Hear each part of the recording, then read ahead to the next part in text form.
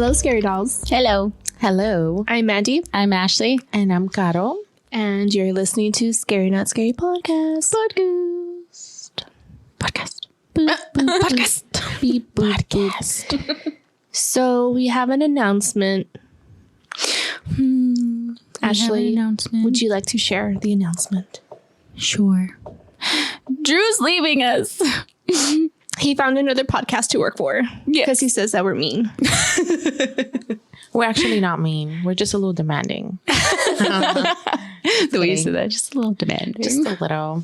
No, he's leaving us. He decided to go and join the National Guard, which is good. Great. Yes. We're very, very proud of him. Very proud. He's been wanting this for a very long time, so finally he got in, but he's going to be leaving us, so we're not going to be able to record with him anymore. So this is our last day in the studio. With Drew. What? Pressing buttons. Me. Pushing buttons. Pushing buttons. So we would like to dedicate this episode to Drew. To Drew. One last spook before he leaves. One last hoorah. One last hunt in his studio before we leave. We're going to leave some friends for him.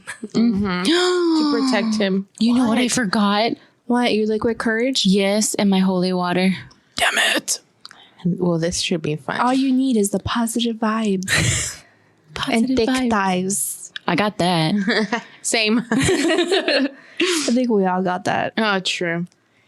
What did I say? Spooky vibes and thick thighs. Mm-hmm. That's totally us. We need a shirt that says that. We Nick, do. get on it.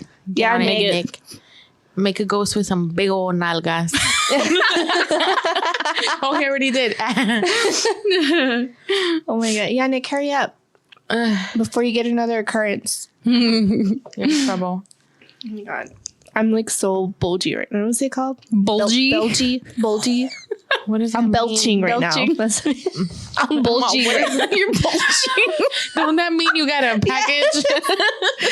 My husband bulge right now. Oh my god. Stop. Damn, Leave me girl. alone. Let I me can't see I it. can't thought right now. I'm all down. Let me see it, girl. Take your pants Damn off. girl, let me see how big is it. Let me see Ay, your Dios. bulge. Stand you off. Oh my gosh. Yes, we would like to dedicate this episode to Drew. He is leaving for a good cause. We love you. We love you. We'll miss you. And when you come back, you better still be our producer. Okay, thanks. Anyways, I don't want to cry. in all the letters we write, hey Drew, we'll see you next Sunday. Right? Hey Drew, we'll see you next Sunday. Y'all are so dramatic. Basic training's only like a month or something. No, he's gonna be gone longer. How much? For like 5 or so months. Oh, dang. Because Yeah. after his basic, he's going to go into the other training that he needs, right? Oh, Next wow. chapter. Hopefully. See you next So year. it's longer. Oh. So it's like sometime after March, I think, like April or Yeah. May is when he'll be back. Aw. So He he might might be be like back for 5 years Christmas. old already. Right? Right. Oh, he might be back for for the him. holidays. He might, depending. So if he comes back for Christmas, we'll be like a studio or what? Right? He probably just kidding. wants to relax. Everything's going to be all in boxes. Just kidding. So in the meantime, Tim's going to be working on setting up the backup studio that we have. Yep. The backup. The backup. Well, that's about it. Yeah. I feel spoiled. We have like 2 studios. We have like are this we? one and a The backup one. Kardashians. Call me Caro Kardashian. Shut up. I feel so sleepy now that we ate. I feel good. Gato was very, very cranky on our way over here because we hadn't eaten. We were literally running off of fumes from our coffee this morning. I didn't get coffee Running today. out coffee. You didn't? No. Why? Because we woke up late. Oh, Yeah. I'm sorry. It's horrible. I know. That's why I had canes. I should make up for it. All the Yeah. sugar That made and up the for all sweet that tea. shit. Yeah, for real. I get a little cranky and I always apologize to them, but when I don't eat, I'm like somebody else. Yeah, I was Same. like, yeah, we should go get something to eat for Gato because she's mad. But look, listen, I'm fine now. After 3, no wait, how many tacos? I ate 4 tacos. Oh my God. I'm sorry. We you never guys. tell people the number of what we ate. Anyway, I had 4 tacos, fries, and an egg roll. You had a bite of an egg roll. You took my egg roll and bit it. Yeah, I did. It was so good, and now I feel good. I'm blessed to be here, y'all. Shut the Blessed heck be the fruit. Blessed be the pumpkin. up. All hail Pumpkin Jack. All hail Pumpkin Jack. Everybody in the background bowing. So, should we just jump in? Yes. Okay, so we're going to dedicate this episode to our very own Drew. And we decided to discuss... Dun, dun, dun. Devils, El right? Diablo. El Diablo. El Diablo. Saltine. Satan. Almost Saltine. Satan. Lucifer. Or Beelzebub. Oh, yeah. That's what it is. Beelzebub. Yep. Beelzebub. Or Bub. Satanas. Oh, that's scary, right? Mm-hmm. Oh, my leg popped. Sorry if I heard that. We didn't have any small talk. I'm proud of us. We kind of did. Well, we kind of did, right? Yeah. Just a little. Did we? I Yeah. don't remember. I keep thinking about my story that I'm going to tell. So I'm kind of like in the yeah. days again. Guys, you might want to listen to this in the daytime. Yeah. I mean, especially those of you that are like really, really scared. I know we have a couple of listeners that are kind of skittish. Like, what? I have to go home by myself.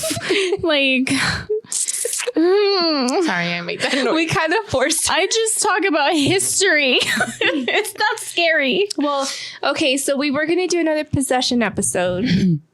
Yeah, we were. And even Ashley was like, how about we do murders? How about we do Halloween murders? Literally, your text, that's how I read it. Murders. We were like, nope, it's going to be possessions. And then me and God are like, let's just talk about the devil. We haven't done it. Happy Halloween. Merry you Christmas. Just, rip off the Band-Aid. Yeah.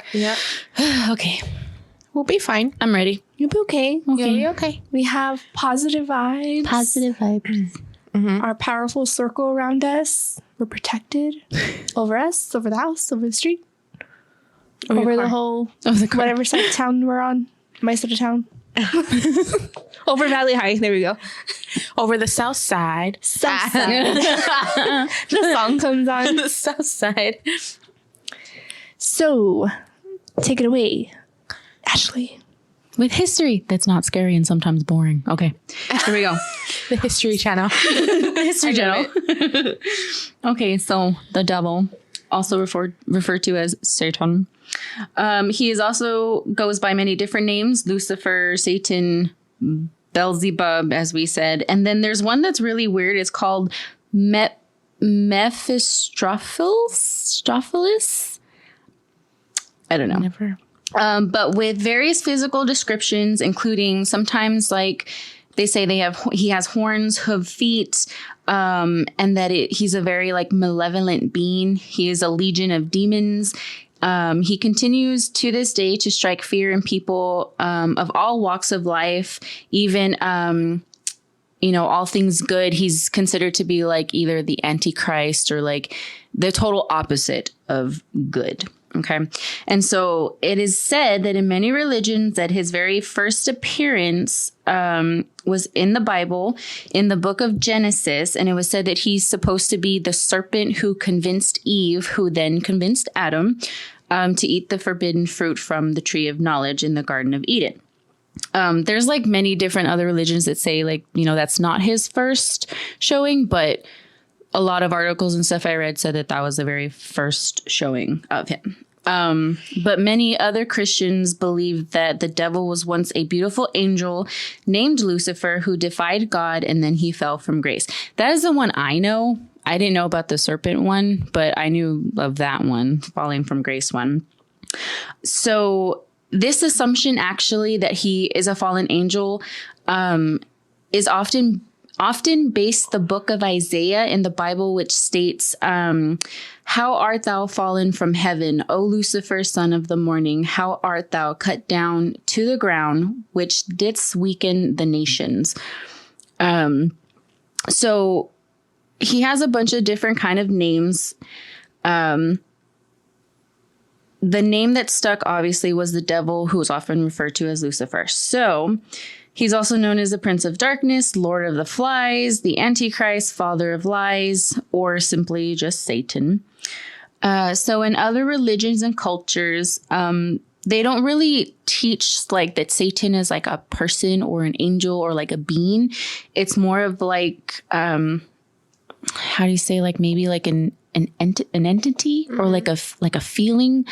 I know there's a movie on Netflix that kind of like depicts this, where it's not really like evil's a person like the devil. It's more of like something like in people. It's a very long movie. It's on Netflix. It has like Tom Holland in it, Robert Pattinson, and it's called like The Evil Everywhere or something like that. And I watched this movie, and it's basically like saying that there's like evil comes from like within the person.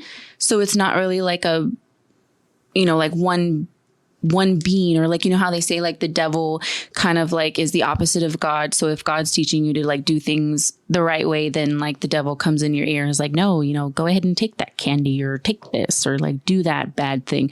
That it comes from like within the person itself. Like it kind of like lives within you, like always, like it's always there. And then in Buddhism, there's not really like a devil. It's more of like a demon type person, who basically like, I forgot the name of the demon, but who basically like tempted Buddha, to stray away from his path of enlightenment. So it's in Buddhism, he's like a demon and not like a devil or a fallen angel or anything like that.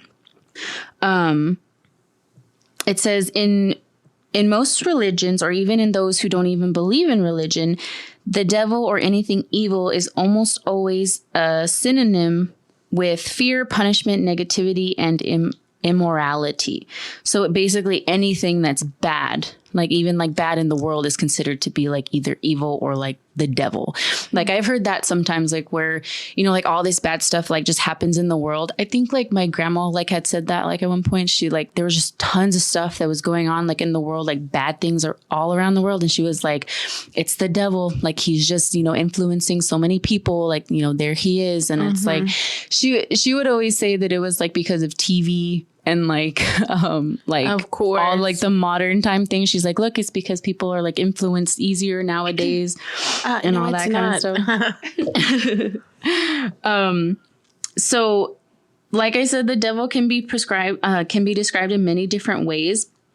There is a poem by this man named Dante who portrayed the devil as a grotesque winged creature with 3 faces, each chewing on a devious sinner whose wings blew freezing cold winds throughout hell's domain. So some religions he has wings, some he has like horns and hooves like we know, and like pitchforks and stuff like that. There's another, where did I read it in? It was like a poem, a very, very old poem, but he was actually described as like a regular like person. Regular dude. Yeah, like a regular guy. He was just like very evil. I think there was like his eyes were like a amber, like kind of like golden kind of color. And that's like what kind of set him like apart from everybody else. But also the devil is always in like connection with witches. So fear of the devil is just partially responsible because of witchcraft, especially like during that whole witch hysteria thing, like in Europe and England.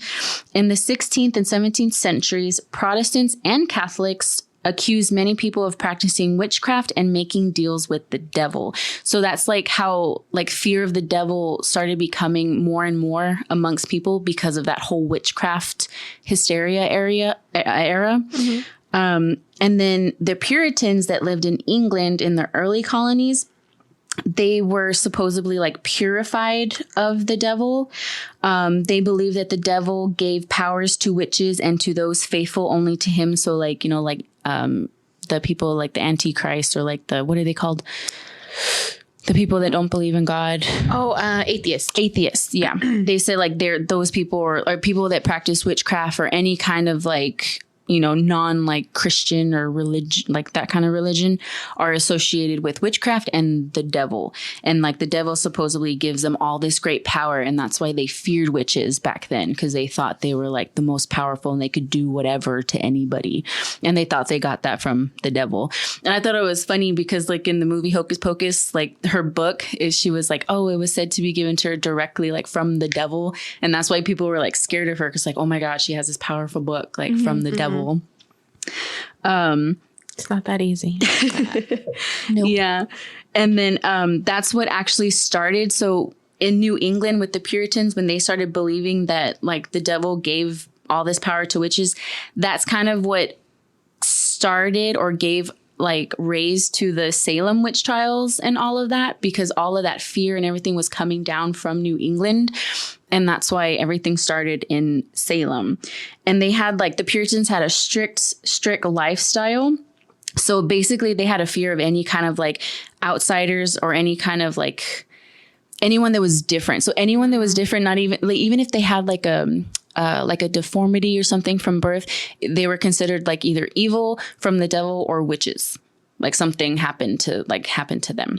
Or like if you came across a witch and you got sick or something, it was because she put a curse on you, or like, oh, you must be like following the devil, or like something like that. It was a lot. Like everyone associated devils and witches in that time together. I feel like I would have already been burned. Like, Yeah. yeah. Well, I've already even been like dead. people who didn't go to church every Sunday, they were like, oh, they worship the devil. Mm-hmm. Yeah. Okay. Exactly. Everything was the devil back then. Yeah. Everything. Foosball is the devil. No, That's all I thought of. Foosball is the devil. Okay, so like in modern times, so religious translations are often controversial. There's usually some degree of or like interpretation of early texts and things like that. So you really don't know specifically like what came first. Is this real? Is this not? Like, nobody knows. So early texts about the devil, like it's the same thing. Like nobody really knows, well, is this where we first saw him? Is this how it actually happened? Was he really a fallen angel? Was he a serpent? Like how did the devil like come about? Like nobody really knows like where the devil originated. Like there was even one that said like God created the devil, like saying like, okay, well, there's all this good, like obviously he's going to have to create the devil in order for him to just show up. So there's like so many different stories and like ways of how like the devil came about. But not all religions shun the devil. There is actually a Church of Satan, and these people are known as Satanists.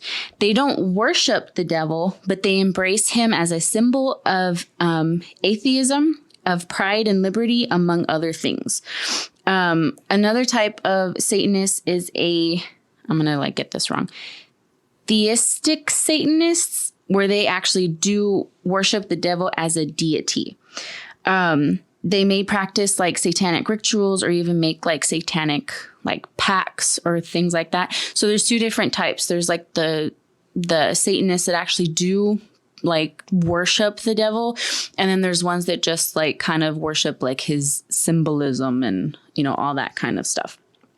And I actually did read something about like there was like a little colony, I think, of like Satanists, and there was like the bad Satanists who actually did like worship, because there's always like good and bad in religion people. Mm-hmm. Well, they were actually like sticking to themselves. Like they were actually like good people, like just that was just what they believed in. And then they had the other ones that were actually like causing trouble, worshiping like, the devil like fully, and then like just causing like havoc, and it was making a bad name for them. Mm-hmm. So they were trying to get like their story out there and, saying like, we're not all like bad, like we all don't do that. Like this is just what we believe in, and like blah, blah, like, all that kind of stuff. Now, in Hollywood, the devil in Hollywood, obviously, he's going to show up in a whole bunch of movies. So there was a movie with Jack Nicholson. Jack Nicholson was in it. Vincent Price, I don't know who that is, but Al Pacino was also in it. And it was the movie Rosemary's Baby. Have y'all seen that one? Mm-mm. No? Okay. I've never seen it, but I just read about it. Rosemary's Baby? Rosemary's Baby. You've Yeah. never seen Rosemary's Baby? It's so good. Really? You watch it it. about? Yes, it's good. Are Okay. you gonna tell me? So, Mia Farrow's character actually gave birth to Satan's offspring in this movie. And it's supposed to be like, I don't know how to describe it. Like, cause I didn't watch it. So I'm just like reading like a little of the background, but What? of Rosemary's Baby. Cause I know like she gives birth to like Satan's offspring and everyone's like terrified like of her and of the baby. Right? Yeah, they're all basically. afraid and they're trying to like bless them, bless the baby. Yeah. It's a good movie. Okay, but yeah. So there's that one, and there's plenty of other movies. There's even like they depict the devil in like comedy movies, and the first one to come to mind is the Jack Black movie. What is Tenacious D, where they do the sing off with the devil. Have you seen Tenacious D? No. No, I haven't seen that. Okay, well it's Jack I Black. rarely watch movies. It's Jack Black, and like they go to hell and they're trying to like win the prize or whatever to go back like to Earth, and so they make a deal with the devil, and they're like, okay, well, you know, if we do better at this, I think they're like singing or something like that, and then if they win, then they get to go back to heaven. I mean, up to Earth. If they don't, then the devil gets to keep them like down there.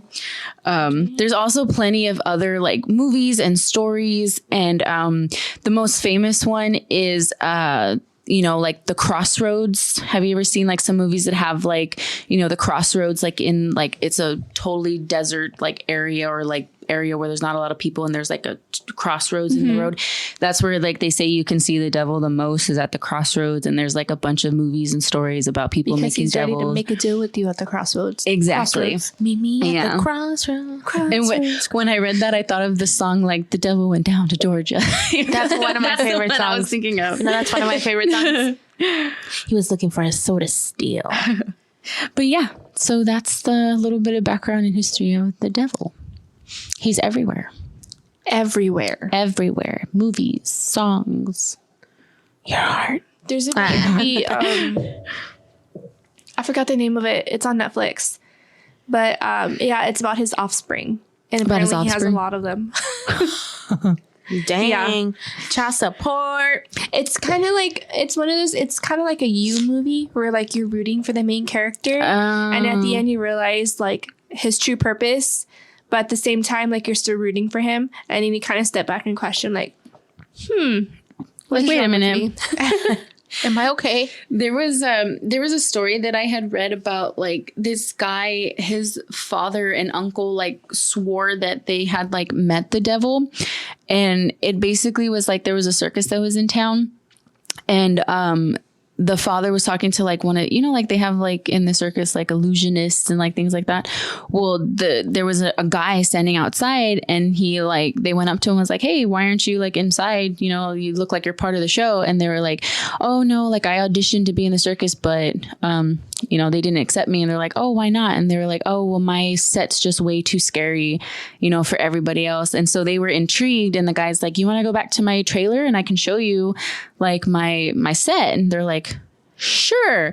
So they go to the trailer, and basically what he does is he has like this like skull, like he pulls out like a skull, but it's like a fresh skull. So it's like if he just like pulled it out like of somebody. Yeah. Oh, it's like there's still like stuff, you know, like all around it, and it's like still wiggling around like a little bit. So they like get freaked out, but like they don't know what to do, and they're trying to like leave the trailer, but he won't like let them like leave. And I think like the uncle like does something to where it like distracts him for like a second or so, and they're able to like escape like from there. And then I think it was his son that was telling like the story. He's like that him and his uncle tell that story all the time about how they like escaped the devil and almost like could have died with being with the devil. They said that they met the devil. wow. I was like, holy shit. That's scary. Chill. deals. Yeah. I was like, I didn't want to read anymore. That's why I kind of just like glanced over it. I didn't want to go into detail. Ashley literally texted. She's like, guys, I'm really trying. Okay. I was like, I'm trying. I'm just going to say my history because it's not scary. It's But okay. that's why we start off with history. Leave the spooky to us. Yeah. Scary, not scary. Should have been not scary, scary. You're the not. I'm the not. You're not. Yeah, but you do like it. Well, you're the one that picked the possession topic the last time. I know. That was good. But that's We're like, proud of you. That's like, I get a wild hair up my ass. And I don't know why. And then once I start doing it, I'm like, fuck, why did I do like the TikTok one? I was like, guys, I was like, what the hell? You wanted it. And actually a lot of people liked it. So Yeah. you haven't Yeah. heard it, hear it, and that's it. And that's it. Who's next? Me. I'm next. You're next. Next. Hello, my demon children. I'm just kidding. Demon So- children. Come, little hood rats. I'm just kidding. That's not what it says. So, wait, my phone's vibrating. And it's in my hands. Oh. Sorry. Yeah, so that way Tim won't yell at us anymore. Yeah, sorry. He's very abusive. Drew, don't leave us. Sorry. Just kidding. Have you guys ever thought about making a deal with the devil? No. No? Never crossed your mind? No. Oh, okay. No, I mean, no. What? No? Okay. No. Okay, so today I'm just going to be talking about making deals with the devil. How fun, right? So I found this story on liveabout.com, and this is a true story. Ashley, I love you. So basically, this guy was out at a bar drinking with his friends. They were all just there having like a good time, and then suddenly this like man comes and he joins them. Like you know when you're at a bar, people just walk up to you or whatever. So he joins them, but they got this feeling that he was like not there to be like friendly. Like they just got this unsettling feeling from this man. And he starts like wiggling his way into their conversations and laughing and like, like trying to talk to them or whatever. And like going along with their conversations, like if they've known each other for a while. So like out of nowhere, they said that they felt the mood change, I guess. And then the guy starts asking weird questions. And one of the questions he asked this guy, he's like, hey, if I could give you anything, what would it be? So the guy, he's like, they're all drunk. So he's like, nah, man, like money and a really hot wife or whatever. Right. And then the guy's like, I can do that for you. He was like, I can do that for you. And he's like, but in exchange, I want your soul. So people are like, nah, like, shut up, dude. Like, like, yeah, because you're drinking or having a good time. And he's like, no, like, he was like, ask me something that only you might know. He's like, all right. He was like, so what's my mom's name? And then the guy goes, Kelly. But she doesn't like to spell it with a Y. She likes to spell Kelly with an I. Like, so precise. And the guy was I gotta go. Like, bitch, out. I gotta go. And then one of the other guys was saying that while he was talking, the man, the random one that just came up to them, his eyes would like change from like pitch black. All his eye would turn black, and then it would just go back to normal. Like if it was like in and out. And so after that, they just like paid their tabs and they left. And they were like, "Fuck no, hell no." Yeah, like those are cool contacts. Can you do that again? Yeah, let's try it again. So that one was at a bar. And now that we're all warmed up, so these are some stories of like the actual stories of like actual people. Like this guy, his name is, I can never say it. I asked you earlier. Giuseppe Tartini, I think. Yeah. Giuseppe. I don't know how to say his name, but he was a famous composer and a violinist.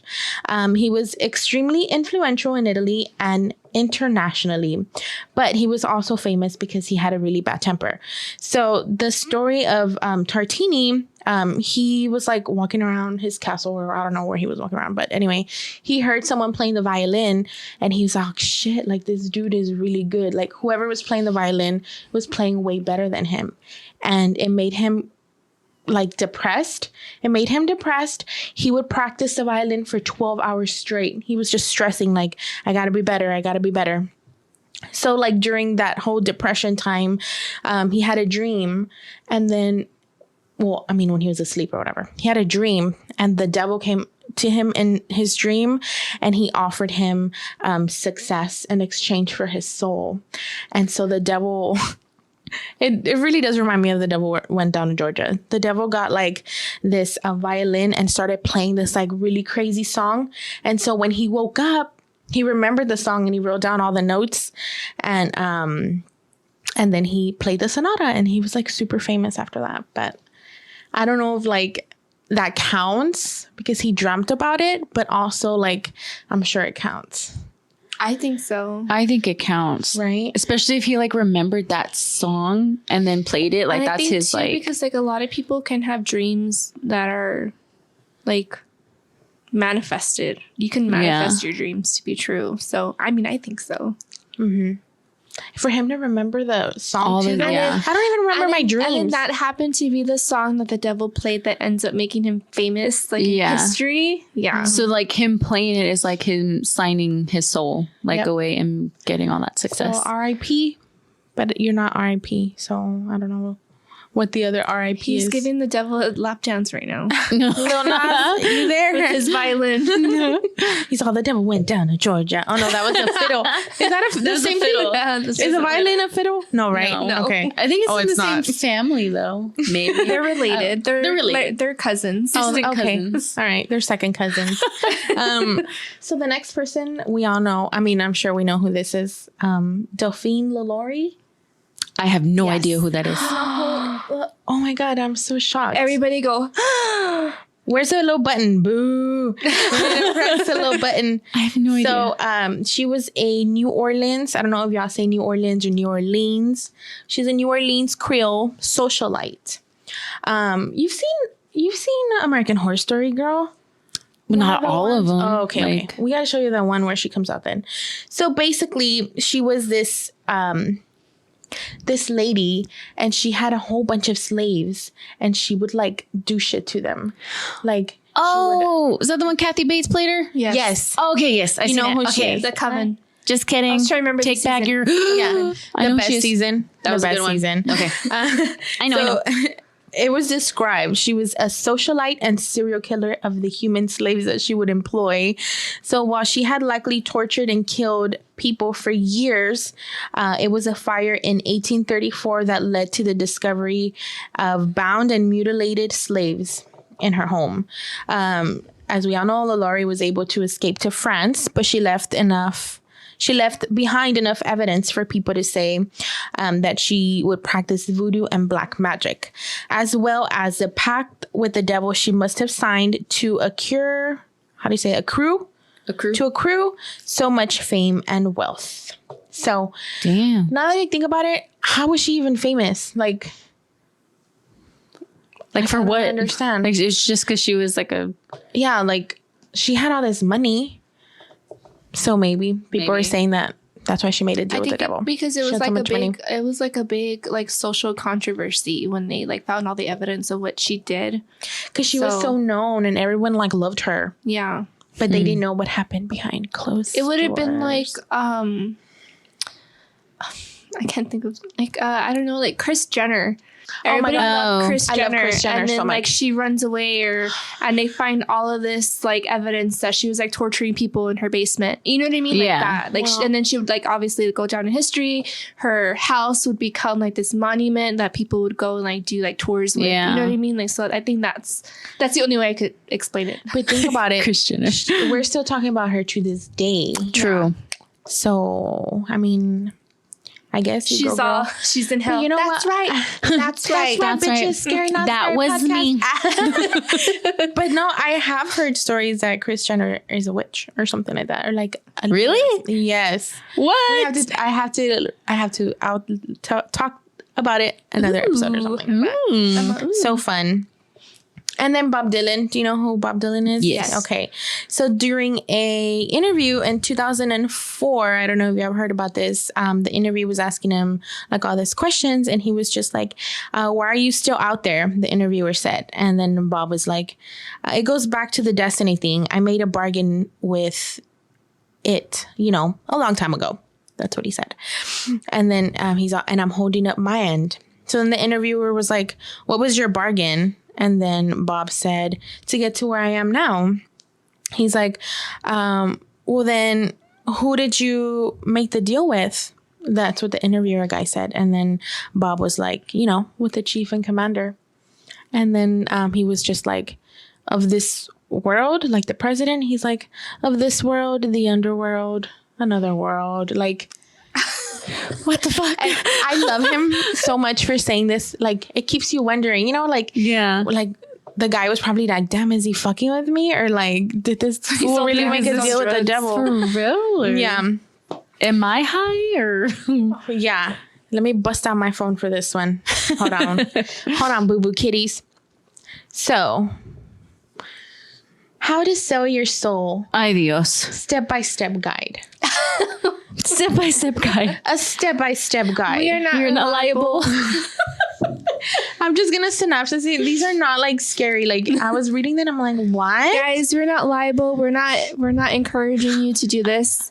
Yes, we're not. Scary Not Scary podcast. Mandy, Ashley, and Gato are not liable for you to sell your soul to the devil. Do not tell the devil that we told you to sell your soul, because this is false. Because he knows we wouldn't do that. Yeah. He knows something. But if you decide to do this, email us and let us know what happens. But just let us know. Okay. And these are funny. Like, I thought this was funny. So it says step 1, knowing your buyer. Despite common misconception, Lucifer, Satan, and the devil are not the same entity. So make sure that when you're selling your soul or whatever, make sure it's the Christianity devil, not any other devil. So that's just like step 1. Step 2, interest rates. It says up like to buying insurance. Yeah. Selling your soul is as easy as 1, 2, 3. It says up until 1587, the devil has been known for charging upwards to 25% APR on souls. It says, thankfully, the selling rate remains at a steady 7%. So it says, note, the devil has lawyers, right? It says the devil's lawyers are knowledgeable bunch who have over 5,000 years of law experience. So if you don't have 5,000 years of law experience, you're fucked, I guess. You can't work for the devil. Yeah. You could be signing up for one thing, but really getting another. And that's really honestly like what happens when people make deals with him.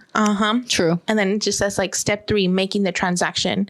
If you hear a voice in your head telling you not to sell your soul for whatever you want, please don't listen to it. It's God telling you to preserve your salvation. That's step 3. Oh my God, Gato, that gave me chills.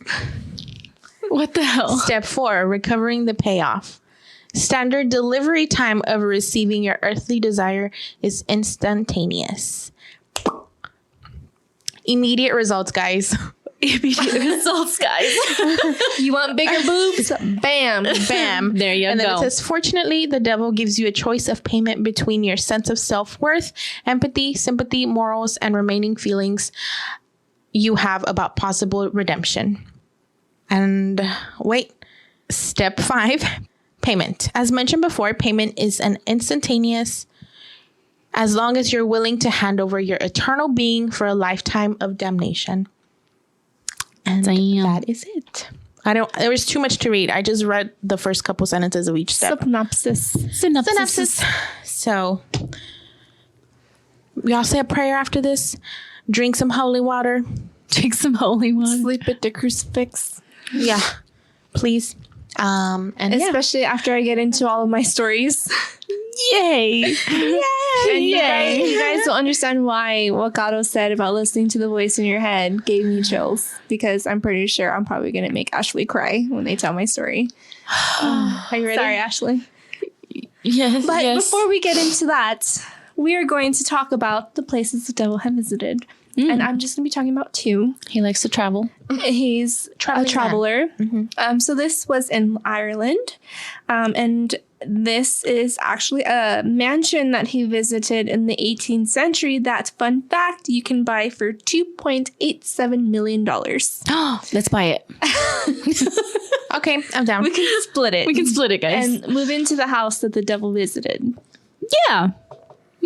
I'm down. So, the legend goes, on a starry night in the 18th century, a stranger came knocking on the door of Ireland's Loftus Hall. Since the property's private shoreline was common stopping point for sailors navigating through turbulent weather, its residents, which is the Tudham family, I can't say that. Tudham. The Tudham family. So they didn't find it unusual that they had somebody randomly knocking on their door in the middle of the night. So the man ended up staying for several days, befriending the family and taking particular shine on one of the owner's daughters. Her name was Anne. One day, the Tudhams gathered to play a game of cards with their guests, and they were about to start a round when Anne realized she dropped either it was her ring or like a card on the floor. And when she leaned down to pick it up, she saw that the stranger had cloven hooves. Oh, shoot. Which was a sure sign of a satanic spirit. So you can only imagine Anne screamed bloody murder at the sight, and then the man escaped through the ceiling. What the heck? He crawled up through the ceiling and ran away. When he crawled up through the ceiling, there was a clap of thunder that sounded and a cloud of smoke that appeared, leaving the family surrounded by a smell of burning sulfur. Anne never recovered from the shock. Even after her death, her restless spirit started wandering the halls of the mansion. Oh. So, now there's reports Michael Debsick. So Michael Debsick, I think, is like one of the current owners. Like, he's like renovating, and he's the owner, I think, that's selling the mansion. So he said there was like serious structural renovations that happened in the home. And when they were renovating the home, they actually found a body.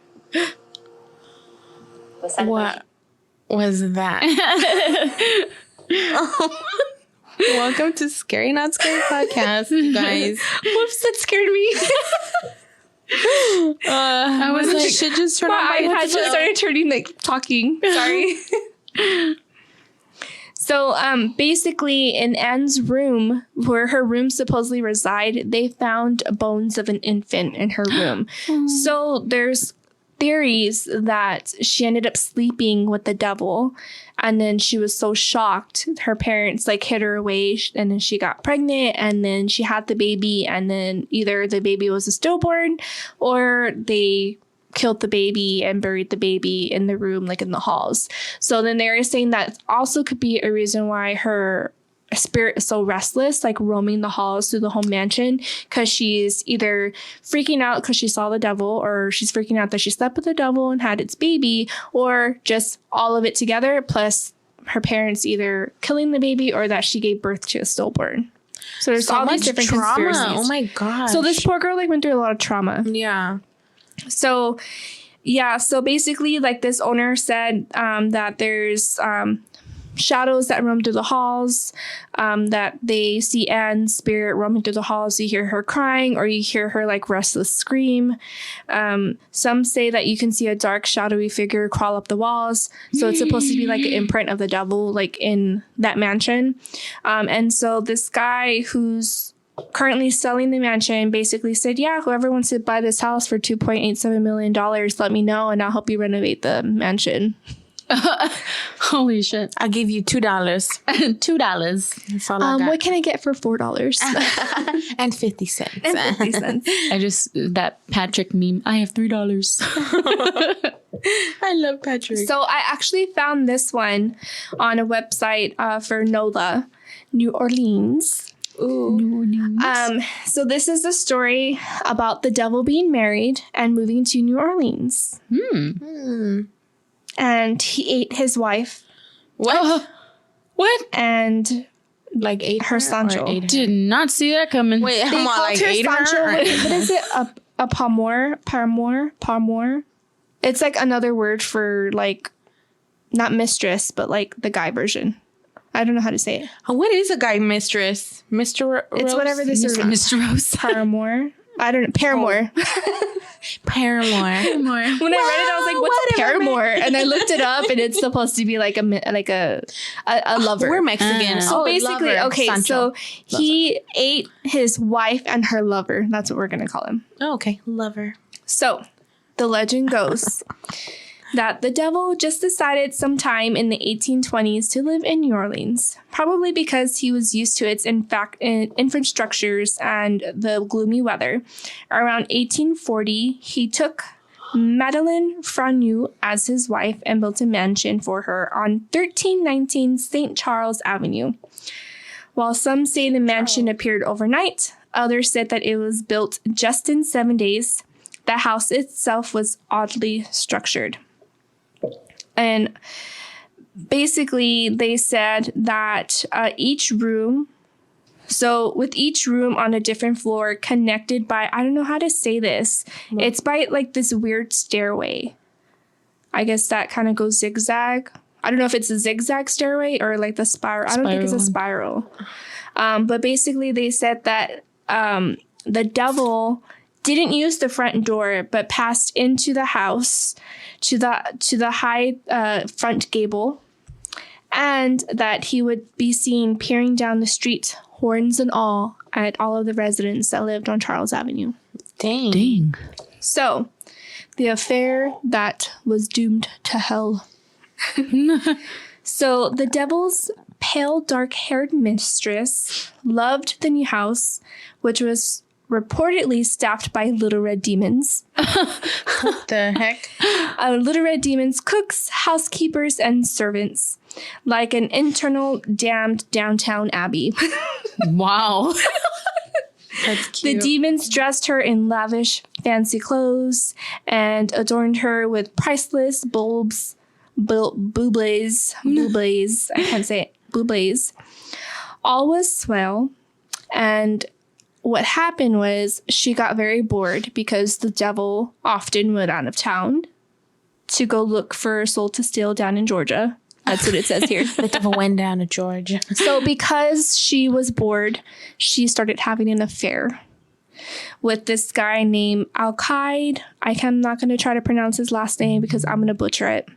But his name is Alkaid. So the two carried on for some time. One can imagine that the demon servants were all placing bets to see how this was all going to end. I mean, come on, really? You're going to cheat on the devil? That's stupid. Scary, dude. Like, really? So, as always, it did turn out badly. One evening, Madeleine's lover was approached in the street by a fairy-eyed, sharp-toothed stranger who asked if he knew Madeleine. And Alkaid confessed, yes, we're lovers. Oh, pendejo. Really? So the stranger, spoiler alert, if you don't know, the stranger was the devil, offered him somewhere between 1,000 and 1 million pounds of gold to leave the town on the condition that he would take her with him. Right? So the guy's like, hell yeah, give me that fucking gold. I'll take, Sure, I'll do it. Yeah. So this guy Alkaid, which is Madeleine's lover, he told her like, hey, this guy offered me like all of this gold, like, all this stuff. So in her head, she's like, oh shit, like he knows, like he's on to me. So she's like, okay, when are you leaving out of town? Like, let's go. And he goes, no, on second thought, I'm going to leave out of town. Madeleine was pissed. She's like, you asshole, how freaking dare you leave me? And mind you, the condition of like this deal that he made with the devil was that he was going to take Madeleine with him. Yeah. Well, it turns out no, that he was going to take off with the gold on his own. Because come on, who's going to want a lover after that? He can have whatever he wants. Like, I can have any woman I want now. So she was so enraged by this that she got the napkin and strangled him to death. And she snapped his neck so hard that one of his blood vessels like popped and like there's blood all over the place. So the devil took it upon himself to return home at this moment. And she was at this point trying to like clean up all the blood. And he was like, oh, dumb bitch. So he picked up his body. He carried her up to his foyer and basically ate them because he was so tired of her. Oh, shit. And what he did at that point, he got their skin and just threw it in the alleyway by the mansion and left. Nobody ever saw him again after that. What the fuck? Yes. Wait, so he like ate the insides? Everything. And just threw all away their the wrapper? insides. Yeah, and he threw away the wrapper. He threw away the wrapper for other animals and critters to eat. Oh my God. Texas Chainsaw would have loved him. Yep. So having swallowed his bride, the devil left town, abandoning the mansion and leaving all the elements. The new owner finally took on the renovations. New people moved in, and that's when the hauntings began. So residents reported that at sunset, a giant table would appear in the middle of the dining room, and the bloody murder of Alkine would be reenacted by both spirits. What? Mm-hmm. Holy shit. There's even reports that ghosts were being seen going up and down the stairs, unseen hands jiggling doorknobs and door handles, the smell of smoke wafted through the house, and even when the fireplaces were cold, they would see like smoke going through the house as if the fireplace was on, or like the smell of smoke burning when there was no smoke coming from the fireplace. Oh, wow. Like there wasn't even ash in the fireplace, basically. So every night, the horrible scene was played out. Like Can you reenacted imagine? every night. And If I was a ghost, I'd be so tired. yeah, Right? Like, and again. I know. And at one point, they said they would see like this table in the middle of the dining room, and it would just like start floating up in the air from, I guess, like all the poltergeists that's there. Holy crap. So for many years, the mansion was again forsaken and left vacant. And also on the building, it said that there's a structure on there, almost like a gargoyle, but it's supposed to be like the devil holding like a head. I don't know if this is an actual photo. It was just on this article from verylocal.com at Infernola. But here's the photo that it showed of like the devil-looking gargoyle. because of the jacket sorry, in the box I'm gonna pick it bag. up. Tell them. Oh, wow. That's scary. So, rumors have it that it was built with the mansion. Others say that it appeared after the devil left town. So, What the hell? we'll never know, basically. So, the Charles family moved in. So, for many years, the mansion was, as I said, forsaken. All of this stuff was happening. So, when Charles and his new bride, Lar, moved in to the mansion, they too experienced like the dining room table, the gruesome arguments, the otherworldly screams, bloody figures, Madeline wiping her hands on the lines of like the curtains. But they weren't driven away. They were persistent. They were like, no, this is my home. We're staying. So like they like put their foot down and they're like, no. So for the next 2 decades, Charles documented all the nightly events and continued to do so even after Lori died in childbirth on Independence Day of 1884 at the age of 34. Around 1909, he left the Devil's Mansion, and in the years to pass, nobody like reported like even like the devil like appearing or anything after that. And somebody did say that they this is when somebody said that they finally noticed the devil hanging, the little gargoyle thing hanging on the wall. Somebody finally noticed it, but like I said, nobody knows if it happened when the mansion was built or after he left town. And so finally, the Devil's Mansion was torn down the summer of 1930.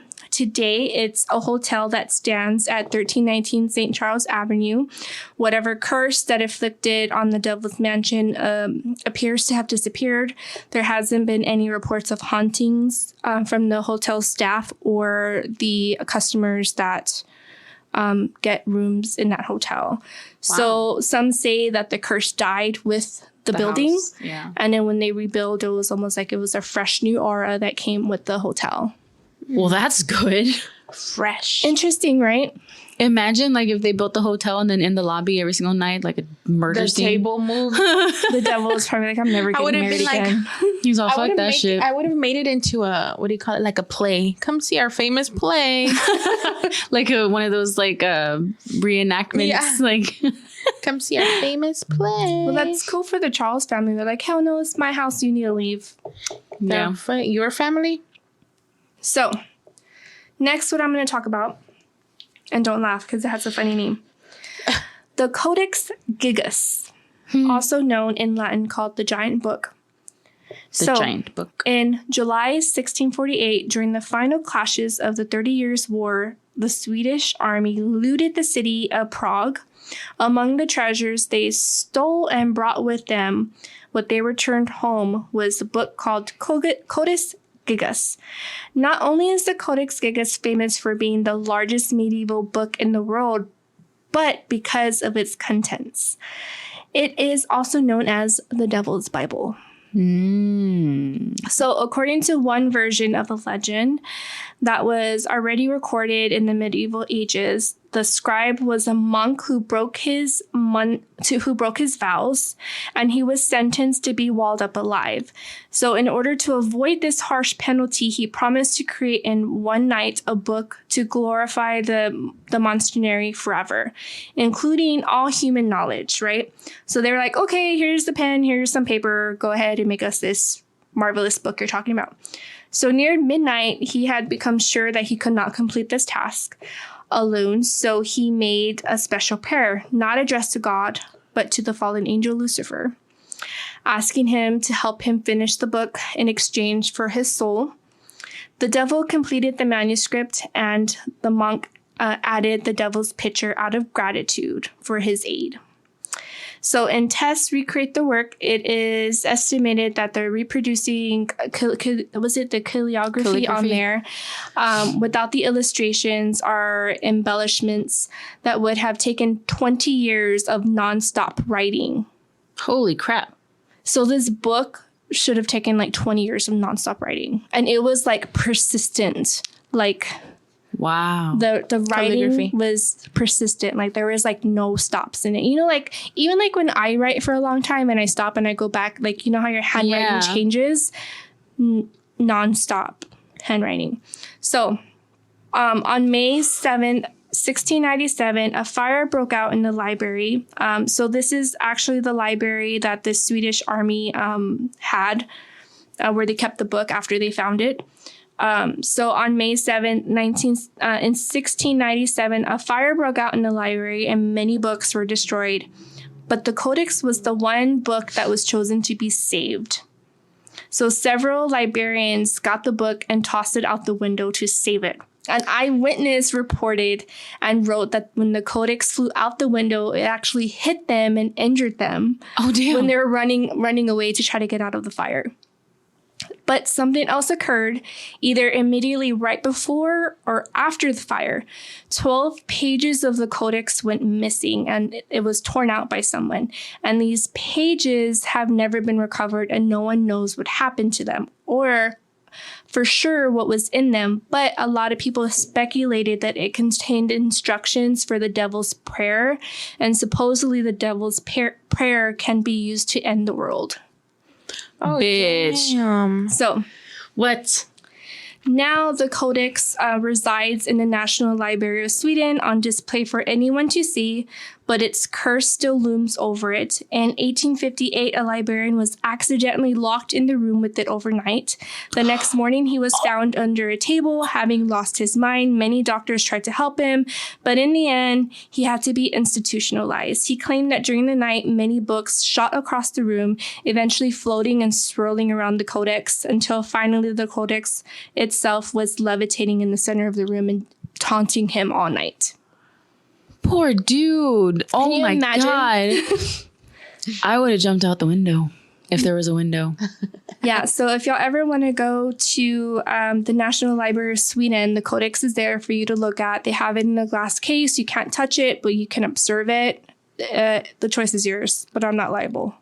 I'm good. But I thought it was interesting. I want to go. That's crazy. And I had no idea that this existed. Wow. Neither did I. Yeah.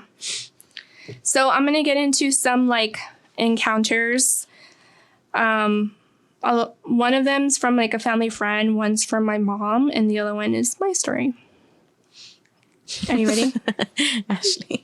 Are y'all ready? I'm ready. I already know. It's about to get spicy in here. Why is it spicy? So my dad's friend, who for privacy reasons, well, they're not friends like really anymore at all. Actually, I've never met this man. But just from stories that my parents have told me about him, we'll call him the guy. So we're going to call him the guy. So basically, he was a party guy. He drank all the time. He like obviously like did drugs. He was a player, all this stuff.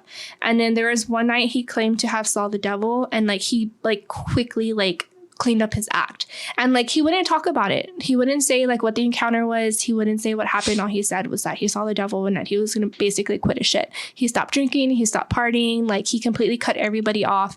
My mom did say that the last time that she saw him, he was downtown passing out flyers about the Lord's Prayer. Oh shit. And Wow. if I'm not mistaken, my parents went to like, I think it was a fiesta or something downtown, and they happened to bump into him at the bar, and he was still like, yeah, he was drinking, but like he looked cleaned up, and he was like kind of like preaching a little bit about church and God. Yeah. And he was just a completely different person. Wow. So this next one's about my mom. So my mom dreamt about the devil. So just a little background around this time in middle school, I was like in a really bad relationship. I was making really bad choices and doing things I shouldn't have been doing. Not drugs, because my parents claimed that I was doing drugs. I was not on drugs. I never did drugs in middle school. Let's just clarify that. Let me just Not clarify. drugs. In middle school. Oh, or high school or now. No, but really, like my parents thought I was like on drugs because how like crazy I was about this relationship that I was in. And it was like a really bad relationship I shouldn't have been in. And this was also around the time that my clairvoyance, like I really embraced it. Like it hit me real hard after my great grandpa died. I don't know what it was, but it just, I think with a mixture of like adolescence and then like going through losing my great grandpa besides my aunt, but being like old enough to understand what happened was like the first family member that I had lost where it really hit hard. So I think just like everything just like hit me all at once, and I was really making bad choices. I was seeing bad, evil things. Stuff was whispering in my ears, and like it was bad. So basically, my mom had a dream that the devil was standing and leaning against her doorway, and he was laughing at her. And she said that she sat up and she was like just staring at him. And she was like, she told me, she's like, Miranda, like I was not scared. She's like, if anything, I was mad because I was like, what the hell are you doing in my house? So he told her when he was standing in the doorway, she's mine and there's nothing you can do. Oh, fuck and no. She told him, you're wrong. I will fight for my daughter. I have God standing by me. And with his light, I will fight for her. I am not going to give up. Now, in the name of Jesus Christ, I cast you out. And that's when she woke up. So then she ended up going to my room and she started like going through my stuff. And she had found out that I was still talking to this boyfriend that I shouldn't have had. And like basically all this other stuff came out. And long story short, obviously I'm out of that relationship. But like my mom like would have dreams like that. Like whenever I was doing bad stuff, she would have dreams like that. But that was the one dream where she was just like, yeah, I knew like something bad was going on when I had that dream. Holy crap. Yeah. So this mothers next know one, people. They do. They really do. So this next one is kind of hard for me to talk about.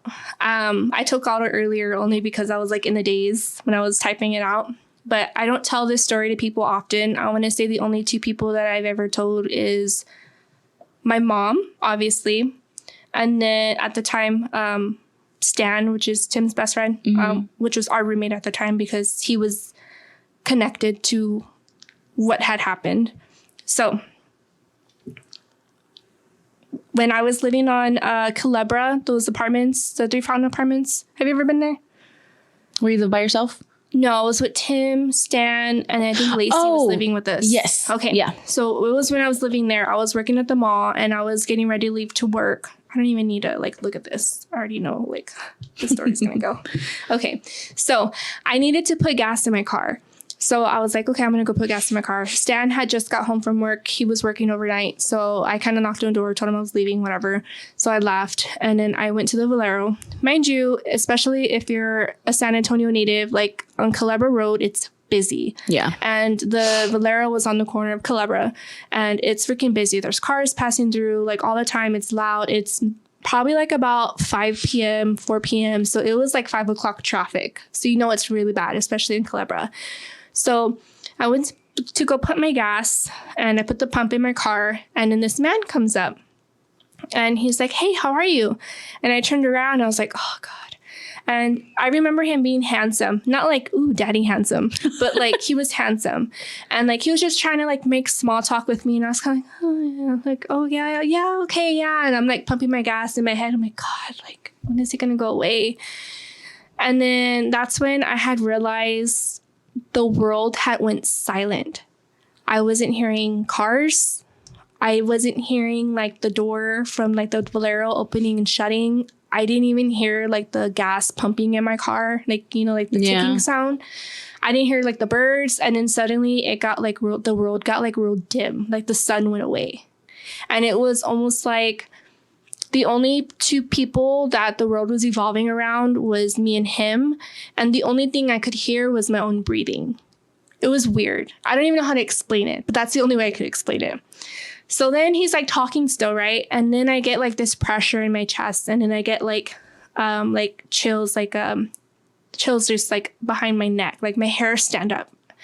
And he pulls out his hand and he says, well, nice to meet you, Miranda. And I'm looking at his hand and I'm looking at him and I'm staring at him in his eyes. And I felt myself like wanting to like shake his hand, but everything in me was telling me, don't do it. Don't shake his hand. And then suddenly I heard the ding from the pump stop, you know, like when the pump stops, it clicks. Yeah. And it kind of like snapped me out of it. And I got the pump and I put it back. But when I turned around, he was gone. So I was like, that was weird. But I couldn't explain like what just happened. So I got in my car. I was like, what the fuck just happened? Right. So I'm like confused. I'm like in a daze. I'm like trying to remember everything. And I'm driving off and I get to the light. And then like, I kid you not even like a couple of minutes later, I get a phone call. And right before I can say hello, it's Stan. And he's like, what happened? Are you okay? Are you fine? So little backstory about Stan. Stan is also clairvoyant. So when he first moved in with us, him and I like hit it off real good. And like when it comes to that stuff, we would talk about it with each other because we understood what we were going through. So he called me and he was like, are you okay? Like what happened? I just feel like something bad was going to happen or either happen to you. And I was like, no, I'm fine. I'm driving to work. I was like, but you know what? Yeah, something weird did happen. So I'm telling him and he got real quiet. He's like, Mandy, he's like, I heard ruckus in your room. He's like, and your Bible was flown across the room with your rosary. Shut the fuck up. So then I'm like, no. What? So then I'm like, what? So then I get to work and I'm sitting in my car and I'm like, what the fuck just happened? I couldn't explain it, right? And then I'm at work and I'm like having an off day. Like it was just weird. Like I just felt like in a daze still. I felt like I was floating. Like I don't know how to explain it. And then that's when I realized, holy shit, I think Stan is right. Because I never told this man my name. And he knew your name. He knew my name, like not my nickname. He knew Miranda. And I was like, I think I just saw the devil. But I don't remember his face. I just knew he was handsome. I don't remember what he was wearing. Like if you asked me what he was wearing or what he looked like, I can't even tell you. It's like almost like a dream. And even till now, like when I'm talking about it, I feel like I'm bullshitting because it literally feels like a dream.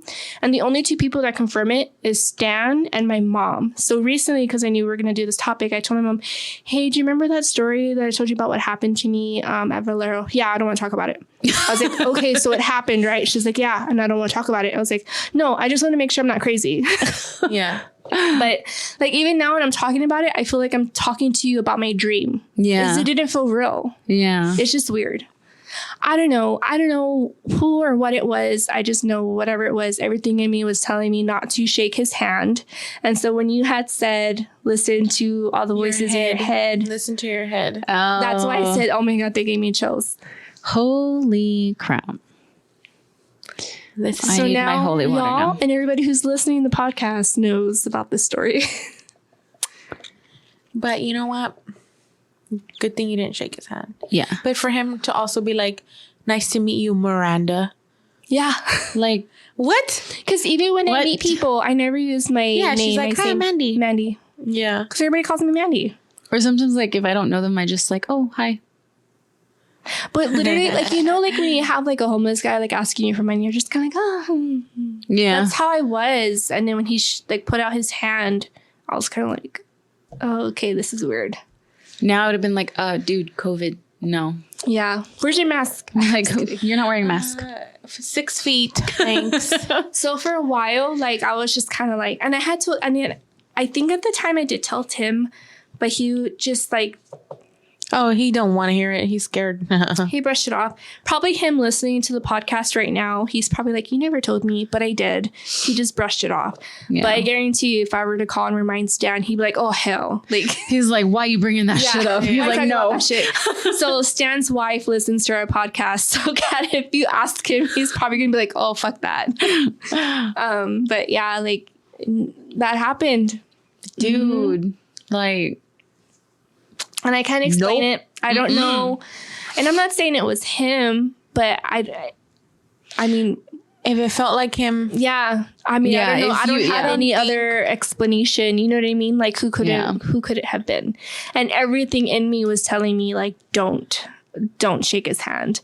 And then just the fact that I was like looking at him in his eyes and I felt like frozen. And the only thing that snapped me out was another noise. Or another noise, like the click from the gas. It's just weird. I don't know. that is weird. I don't like it. Nope. I don't like it. Nope. Mm-mm. Nope. She's not gonna want to. I'm not gonna- gas on Culebra at 5 p.m. I'm not gonna want to stop and put gas ever now. It's like, I'm not going over to your house after this shit. Like, Oh, you nope. have to drop us off. I'm gonna drop you off and be like, open the doors, y'all jump out, and I'm leaving. Tuck and roll. It's so weird. And then like even like my mom, like when I ask her about her dream, because she doesn't like to talk about that either. And my mom always says, I'm with Ashley. Oh, hell no. Yep. But like she wouldn't be able to describe like what she saw. She just knew it was him. But in all In a these dream. stories where they're like, I don't know, like you don't know what he looks like, but you know it's him. You know what I mean? Yeah. You just know. because it's Yeah. a different. And I think I'm trying to unearthly convince feeling. myself that it wasn't, because when I think about it, it freaks me out. Yeah. But I think a lot of it goes back to when I was growing up, all the crap I was doing and like I think just the road I was going down. And honestly, if it weren't for my mom fighting for me, I think I would have been a completely different person today. I'm not going to get emotional. But my mom did fight for me. And like, Yeah. I think that's why me and my mom are like so close. I'm not saying that my dad and my grandparents gave up on me. I think they were just kind of like, let her learn. She'll learn her lesson. But my mom was like, no, I'm going to fight for my daughter. Yeah. So it's true. My mom's strong. Thanks, I think that's Michelle. where I get all my strength from. Yeah. So Thanks, I love you, Michelle. Mom. I love you, Michelle. Mom. We love you. Yeah, so those are my stories, guys. Okay. And You okay? scene. Ashley's eyes are big. I'm I think like, you almost cried there for a little bit. Your eyes got real watery. yeah, they did. I was They got a little watery. concerned. So I think not because I was like scared, but because I was like, whew, like that's it's intense. yeah, like that's a lot. Yeah. It's like a lot. and I don't tell that story.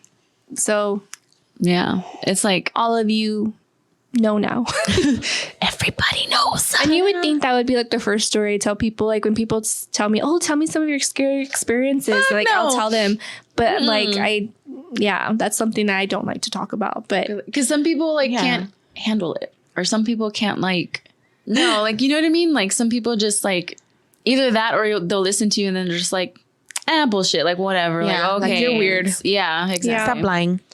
all the what is it? The how do you say it? Skeptics. I always want to say septics. Septic All the tanks. septic tanks out there. All the septic tanks. That's what I'm gonna call y'all. Don't be a septic tank. Yeah.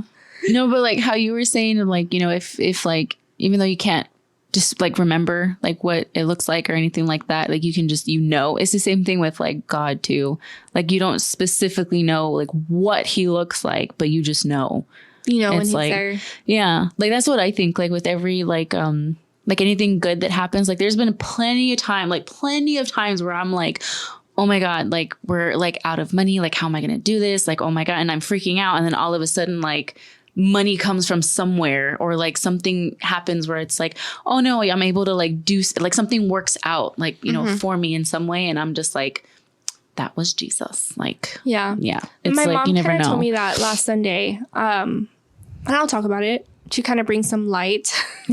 So last Sunday we didn't record because Sabrina woke up with fever, and it was high fever, and her fever went from like 100 to 103. And the girls know this.